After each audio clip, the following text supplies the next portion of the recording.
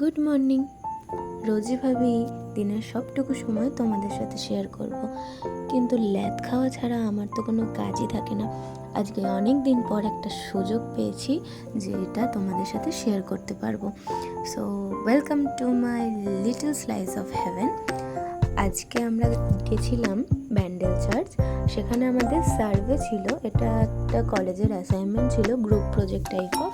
তো সকালবেলা উঠে ফ্রেশ হয়ে পুজো দিয়ে নিয়েছিলাম, তারপরে হেলদি খাবার যেটা ছিল অ্যালোভেরা জুস, আর তারপরে আমি রেডি হয়ে গেছিলাম। হাতে সময় খুবই কম ছিল, তাই কিছু মুভমেন্ট ক্যাপচার করা হয়নি।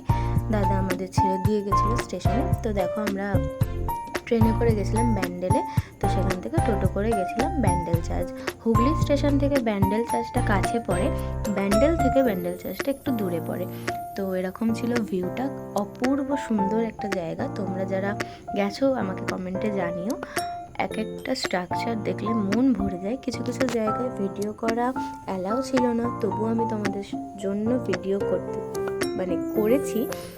দেখো এই জায়গাগুলো, এই জায়গাটা অপূর্ব সুন্দর ছিল, আর একটা অপূর্ব শান্ত একটা পজিটিভ এনার্জি আমরা পাচ্ছিলাম। তো সেখান থেকে ঘুরে আমরা চলে গেছিলাম চন্দননগর। সেখানে গিয়ে আমরা প্রথমেই খেয়েছিলাম ফুচকা, খুব খিদে পেয়ে গেছিলো। তারপরে আমরা খেয়েছিলাম আখের রস। চন্দননগরে আমাদের এক বান্ধবীর বাড়ি ছিল, তো আমরা সেখানে গেছিলাম। তারপরে মোমো। আর আমরা কোথাও বেরোবার বৃষ্টি হবে না সেটা তো হতেই পারে না। বৃষ্টি দেখতে দেখতে মজা করতে করতে দিনটা খুব ভালোই কেটেছিল। ভিডিওটা খুব একটা বড় হয়নি। আশা করি তোমাদের ভিডিওটা খুব ভালো লেগেছে। এতদূর যদি এসে থাকো, থ্যাংক ইউ। একটা লাইক করে দিও, একটা কমেন্ট করে দিও। টাটা, দেখা হচ্ছে পরের ভিডিওতে।